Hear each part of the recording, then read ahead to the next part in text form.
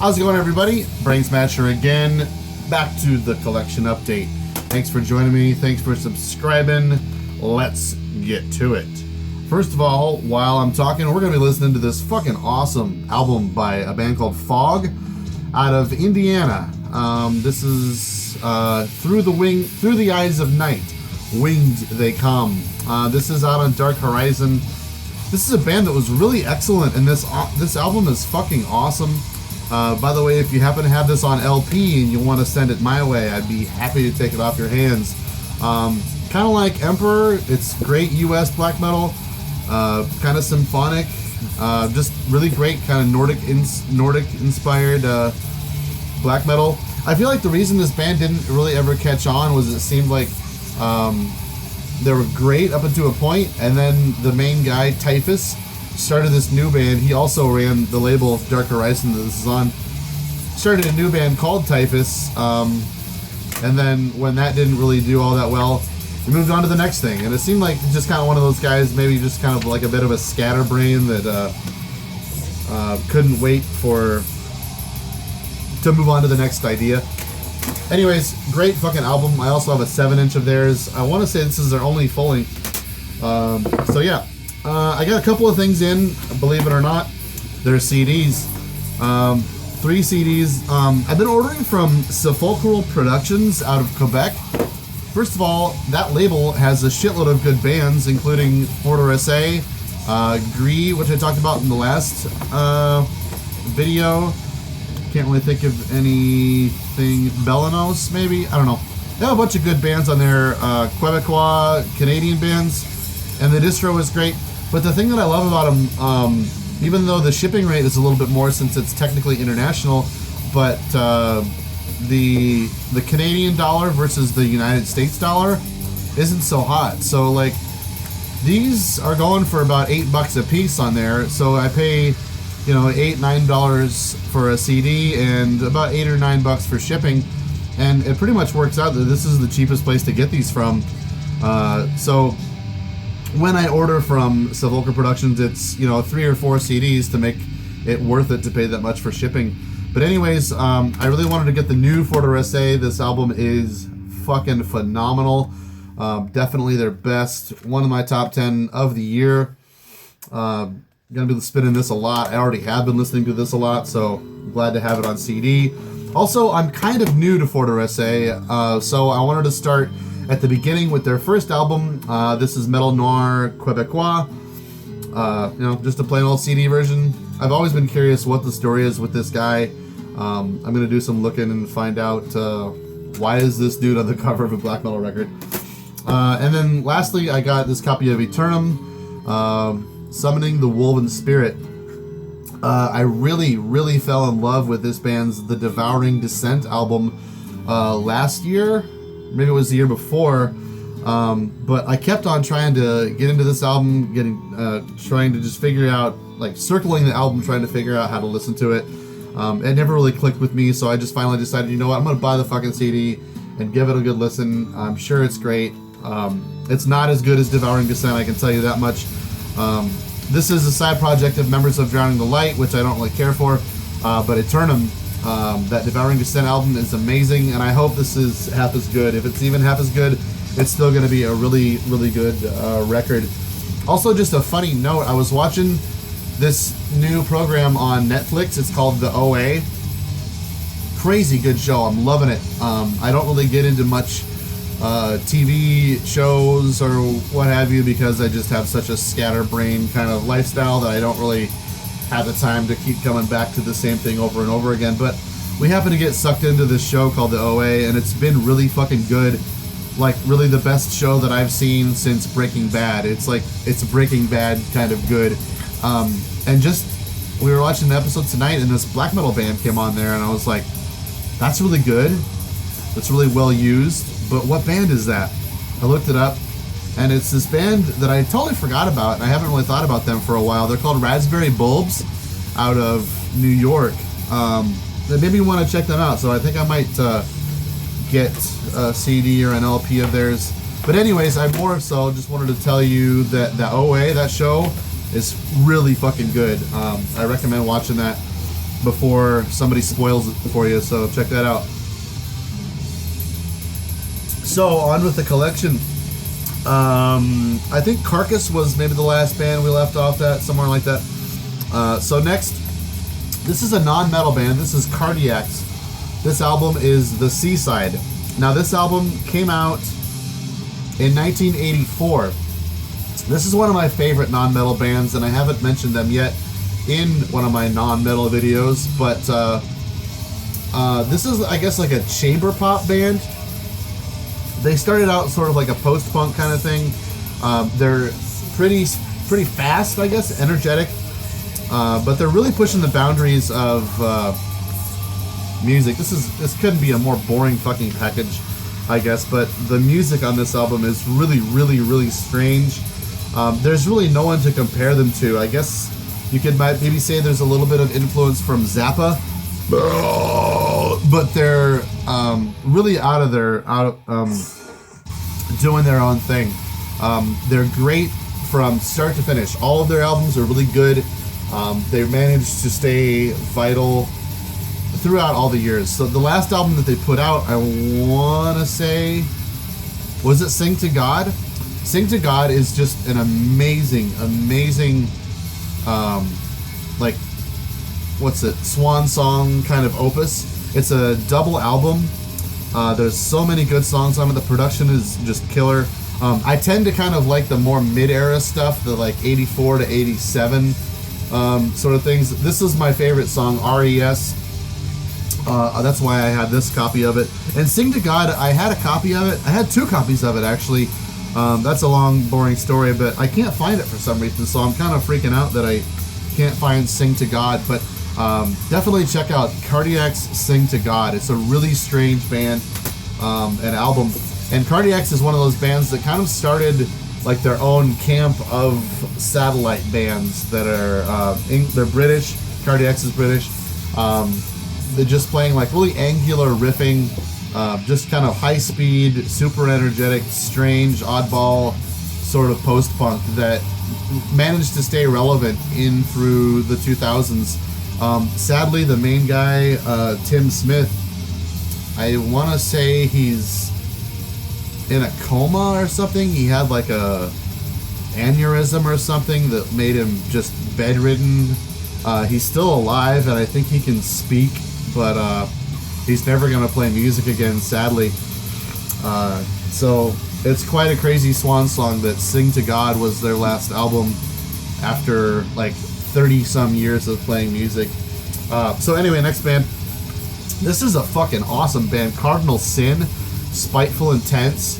This came out on Wrong Again Records in 90, I don't know, it doesn't say, but John Zwetsloot was a guitar player on Dissection's The Somber Lane, and he quit after The Somber Lane, and he went to start Cardinal Sin, and this, sadly, is the only thing they ever released. And honestly, I would say, for your money, the closest thing to a Dissection clone that I can think of is this EP right here. There's only 4 songs on it. It's so sad that this band never went on to do anything else. But this is a really fucking killer release, you know? Happy to have it. I don't really know what John Zwetsloot went on to do. I want to say he also played on, what's that band called? Why can't I think of that right now? Necrophobic. That's it.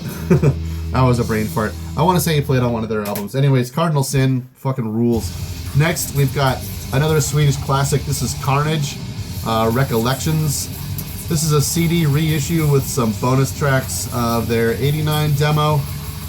I think pretty much if you have a copy of this, that's the original Wrong Again Records version, you got a treasure on your hands. So I imagine most people have a reissue with bonus tracks on there. But this is one of the originators of Swedish death metal. Also one of the coolest fucking album covers you could possibly imagine by the man Dan Seagrave. This is, yeah, just one of the albums that started it all. Back there with like Entombed and Dismember. Carnage was fucking good. I still put on this album every once in a while. You know, it's one death metal isn't like my favorite thing, but this is one of my favorite death metal albums, I guess I would say. Next, I've got man, people went fucking nuts about this band, and I never understand it. Black Shining Leather is a really cool album, but what they turned into after this, I'll never fucking understand. I just don't get it. So I can really only speak to this era. This is just a great Norwegian black metal album. Pretty simple, kind of nice atmospheres. I remember liking the song. Shit, I don't remember. It was like track 4, I want to say. It had this really cool bass riff in it. Ends the album with a Cure cover, which is kind of strange. But, you know, I never expected these guys to turn out to do what they wound up doing. The drummer on this, Lazar, is also in Solefald, which I'm kind of a fan of. But yeah, Black Shining Leather, pretty good album. Next, this is a weird band. This jewel case is fucked up, but this is Carpe Tenebrum. The story behind this, the album is called Mirrored Hate Painting. I never listened to this fucking thing. Found this in a pawn shop for a couple of bucks many moons ago. But what this is back in the, let's see, I think after Dimmy Borger's first album, this guy, the main guy in this band, Astenu, I think is his name, he moved from Australia to Norway to play in Dimmy Borger. Now the artwork in this booklet is just total fucking garbage. It might have been after Stormblast, I think, that he joined to play on Enthroned Darkness Triumphant. That album cover has got to be one of the worst album covers I've ever fucking seen. Anyway, Hammerheart put this out in, I don't know, who honestly cares? But what this is Astenu's solo project, and when he moved to Norway, he got Nagash from Dimmy Borger to sing on it. And you know what? I couldn't tell you what this sounds like. I guess I would say it's probably not all that different from Dimmy Borger, but probably not half as good. So yeah, this is Carpe Tenebrum, Mirrored Hate Painting. Next, I've got Catheter, Preamble to Oblivion. This is just like obliterating grindcore. Not one of my favorite bands, but I saw them live a couple of years ago, and they were selling copies of these things for like $4 or $5, so I got Preamble to Oblivion, and then I got what is this? Dimension 303. This is on Self-Made God Records. These are pretty good. I was actually kind of surprised at how much I wound up liking these, but they broke up a couple of months after we saw them down here in Iowa City. So sad to see that Catheter broke up. But oh man, this album. This is Cauldron Black Ram, and I've always meant to pick up some more of this band's stuff, but this is the most recent one, I think. Stalagmire. I guess you could say this band is like a pirate-themed blackened death metal band. They're from Australia. They're from that same group of guys that play in like Stargazer and Mournful Congregation and Portal, all those kinds. Booklet in here is filled with really cool stuff, but honestly, man, the album here is really fucking good. There's tons of great riffs. It's just teeming with awesome kind of blackened death metal riffs. I don't know if I can really compare this to any other bands, but you kind of know what you're getting into. Super talented dudes, you know, if they play in Stargazer, that band is fucking incredible. But Stalagmire is a really good album. Let's see. Yeah, I still need to pick up a couple. They have another album called Slubberdigullion, and another one, some pirate word, I can't even think of it, but really funny fucking band. Let's see. Where should I go in order? Here. This is Celestia with A Cave Full of Bats. And I want to say this is a CD reissue of their 2003 album, A Cave Full of Bats, on Goat War Rex. This I guess I would say is kind of one of the precursors of suicidal black metal. Really great vocals. They're from France. I really dig the guitar tone and production on these early recordings of Celestia. who, as far as I know, have not put out a bad record. But A Cave Full of Bats is one of my favorites, and then this Apparitia Sumptuous Spectre. This was put out by Full Moon Records, maybe a year or two after A Cave Full of Bats. Whoa, there's something in there. A little postcard or something. This is a good one. The band broke up, I want to say, in like 2008 or 9 after maybe, you know, I don't know, a couple of years of being around. They put out some good stuff, but then they came back, and I was pretty skeptical of their comeback. And this is the comeback album, and I want to say they've done one after this, but this is Frigid Apotheosis, I think is what it's called. Sometimes I kind of hate these fucking things. But yeah, I was actually impressed with this. There's one of the downfalls of fucking CDs. All these teeth fall out, and then you've got CDs plopping into your lap or falling on the floor and getting scratched up. Anyways, so this is their comeback album, which is pretty good. This came out on Paragon. I don't know if I've ever looked through this booklet. I don't know, some band photos. But this is really good French black metal. I guess I would say they're kind of like Darvulia, maybe a little bit more mid-paced. Maybe somewhere between like Darvulia and, what's that band? Velvet Cocoon. If you like Velvet Cocoon, I'd say this is probably up your alley. We'll put that away later. Oh boy, I don't know much about this. This is Celestial Seasons Solar Lovers. I have had this for so fucking long, and I couldn't tell you what this... This is just like a doom metal band. This is a mid-90s doom metal record. I don't know why they never quite took off as much as I thought they would, but this... What is with this little girl in a doom metal album? Anyways, you know, I don't listen to this album very much, obviously. I can't remember the last time I did. All I remember is that it's a doom metal band from, like, Denmark or something like that. Maybe they're German. Yeah, I don't know much about Celestial Seasons, so check that out if it sounds good to you. Next, okay, here's a death metal band that more people should know about. This is Centurion of Purest Fire on Full Moon Productions. And then Liber Zarzaz. This is on Olympic Recordings. You could definitely categorize this somewhere like somewhere between like Morbid Angel and Angel Corpse, somewhere around there. Brutal, devastating, great songwriting, amazing talent. There's no reason these guys shouldn't have been a lot bigger than they were. I want to say there was another album like before this and after this. They've got like 4 or 5 albums. These are just the 2 that I managed to pick up. Really good stuff, but also after they broke up, they did a side project called, well, a band after that called Nox, N-O-X.